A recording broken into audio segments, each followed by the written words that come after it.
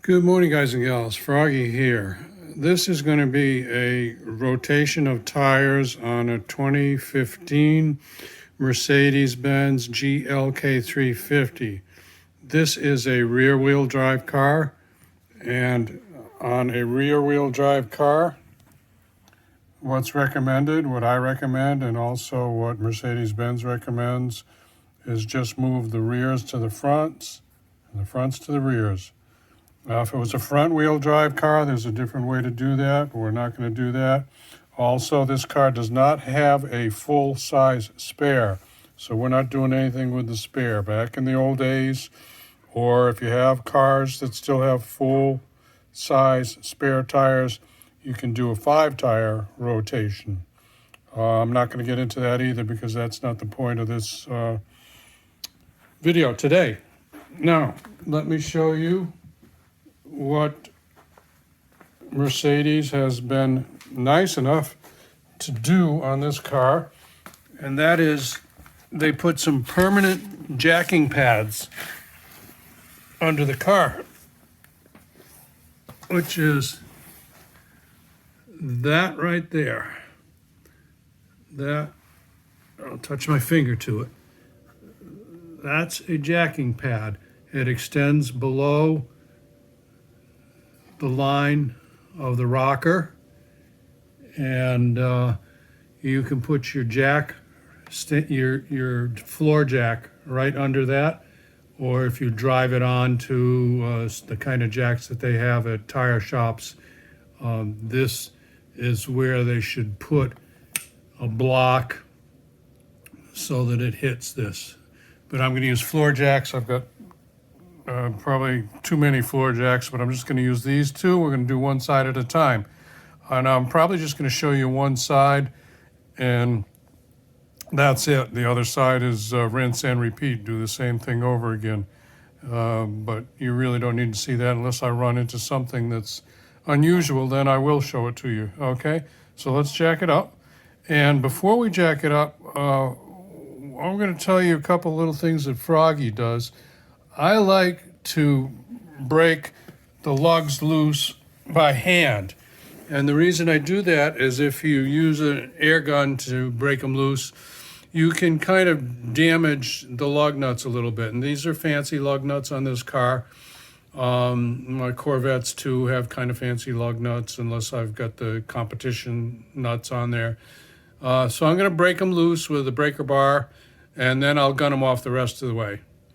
Okay? This is my 24-inch breaker bar, 2-foot breaker bar, 17 millimeter, fine thread. What is that? 12 point, I think. Somebody who's looking at this video, if you want to put down in the comments, I think that's a 12 point. I like to jack a little bit of weight off the wheel before I start breaking it loose, and just break it loose like that. I'm using one hand on the camera, so I've already broken them loose a little bit. Anyway, now I'll get my Milwaukee impact tool. First I will jack it up the rest of the way, and then I'll use this little guy to gun them off. I could probably break these lugs loose with this gun, but like I said, I don't want to damage the lugs. So now that's off. Do the same on the back. So just for the fun of it, I put my torque wrench on the last lug to see what the service department uses for a torque spec. And I had to crank up my wrench to 150 foot-pounds to get it to break off. So let's hope that's correct. I'm going to look it up before I put them back on, and I will torque them correctly, of course. So now we've got all of them loose. I'm going to spin those off, and we'll just rotate the tires. People call it a tire rotation. Actually, it's a wheel rotation, because the tires are staying on the rims. One tire plus one rim equals a wheel.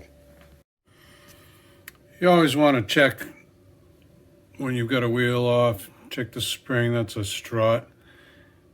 Check all your suspension parts, your steering parts. I had front brakes done on this by the dealer because it's under an extended warranty. So in order for everything to be valid under the extended warranty, they don't let you do much work on it yourself. I guess the exception is rotating tires. It kind of ticked me off that they didn't do the rotation since they had the front wheels off already, and it was a 5-year major service. You would think rotation of the wheels would have been included, but no. So a little disappointed with their service on that. Anyway, this looks good. Let's check the back. Now the back brakes have plenty of life left in them. That's at least, I want to say, 6.5 millimeters. So they did not do those. Now, everything looks good here. And the rotors were also not worn down too far. So I am just going to put the wheels back on and then call it good.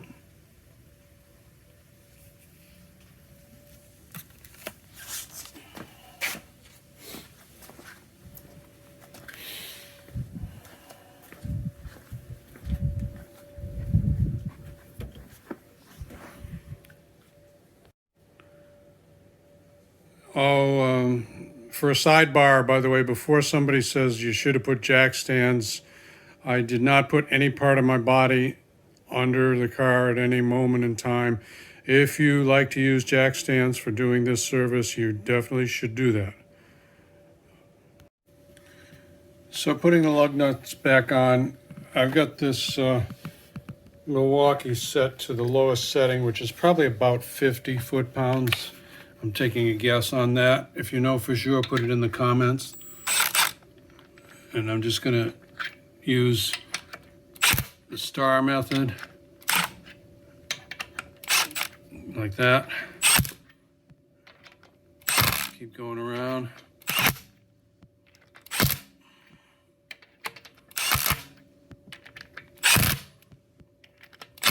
There we go.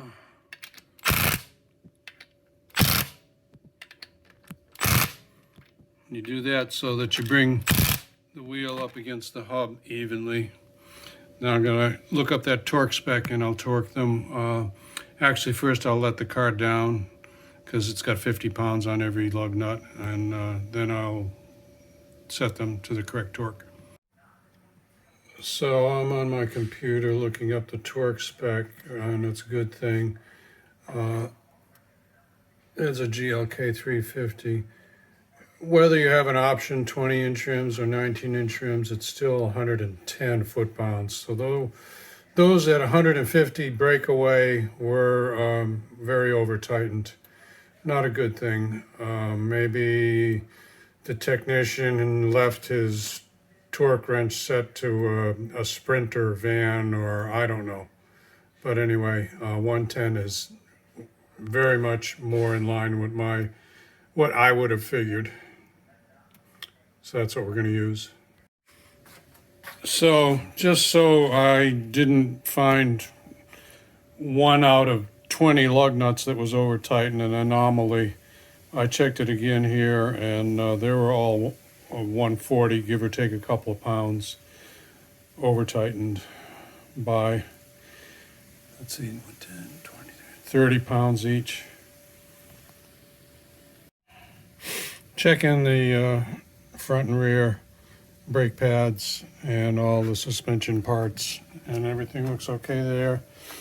You want to look for something like a leaky shock absorber, maybe. That would be one of the things. Of course, your brake pad thickness and your rotor thickness. So everything else is good here. I'm going to put this back on and almost done. Oh, one last thing. Just in case somebody might see this and be thinking, So what? Tighter is better. When I found that those lug nuts were over torqued, no, not at all. So here's 3 different bolts. The bolts, the one on the very left is off the Mercedes. The one in the middle is off a 95 BMW M3 that I had. It's smaller than the Mercedes. And the one on the end is just a common household bolt. So the one I'm wiggling there, you would not want to tighten that to 150 foot-pounds, would you? No. Why? Because it'll break. Same thing with that one in the middle. The one in the middle, I think the spec might have been 90, but I'm not sure. It might even have been 100 or 110. But the one on the left from the Mercedes is 110, not 140. If you over tighten these, you can, if you don't break the bolt immediately, that might break when you hit a pothole or something like that because it's over tightened. So that's why torque spec is important. Okay?